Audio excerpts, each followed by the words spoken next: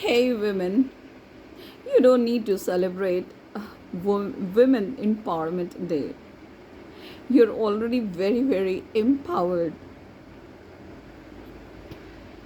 एक औरत को हम बहुत पहली पुरानी बात बतिया रहे हैं जो हमने शायद देखी ना हो। पर नानी पर दादी जी and per until the age of course us.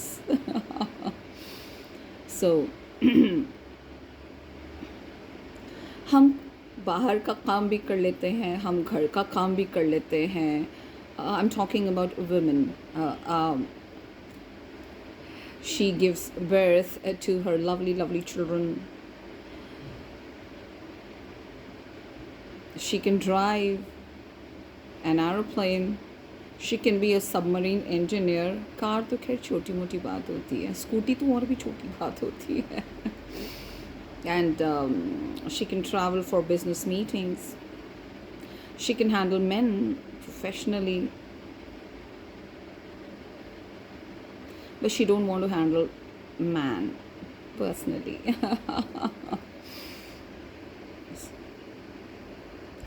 So उसको घर का सारे सदस्यों का ख्याल भी रखना पड़ता है, उनके मूड देखकर.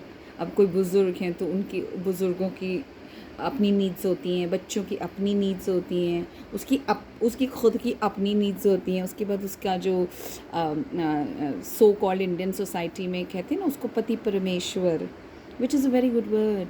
I love these words. पर इनकी ऑथेंटिसिटी तब हो ना जब पति एक्चुअली परमेश्वर तो नहीं हो सकता खैर, तो उसके आसपास भी हो तो पति परमेश्वर टैग बहुत बहुत अच्छा लगता है उस पर. या Shrimati, if a woman be like what, like मतलब परे ही दुनिया से. अब ऐसे वुमेंस होती हैं ना, श्रीमती होती ही है. मैं थोड़ा बायस फील कर रही हूँ पर ये फैक्ट्स हैं. सो श्रीमती तो होती ही है वो. सो पति को परमेश्वर बनने के लिए एक्चुअली मेरा इसको रील में उतारने का मतलब ये था कि वुमेन एम्पावरमेंट की जगह होना चाहिए man empowerment. They need to learn all these which women had already learned. तो प्लीज़ अम्मा देख, हाँ देख, तेरा मुंडा बिगड़ा जाए. सो मुंडा बिगड़ा जाए वो इसलिए क्योंकि मुंडे को बहुत सारा आलस आ गया है. शादी से पहले माँ बहन, शादी के बाद एक और स्त्री आ जाती है, तो अब माँ बहन, उसकी धर्म पत्नी, एंड फिर धर्म पत्नी के बाद सालियाँ, सब टेक केयर करने वाली होती हैं. तो मुंडा जी थोड़ा आलसी कस्म के हो जाते हैं. सो women empowerment, no, they are already very empowered. अभी चाहिए मैन एम्पावरमेंट डे क्या, बस मैन एम्पावरमेंट. तब तो जेंडर इक्वालिटी होगी ना. सोचो ना, जेंडर इक्वालिटी किसको बोलते हैं? इक्वालिटी को बोलते हैं ना. सो जेंडर की इक्वालिटी तभी होगी जब मैन एम्पावरमेंट डेज मनाए जाएंगे, ना कि women empowerment. They are already very empowerment. They were past में भी. जंगल गांव में खाना बनाना, गाय भैंसों को देखभाल करना, उनके कैटल को देखना, जंगल जाना, दस वुमेन्स, सुपर वुमेन्स.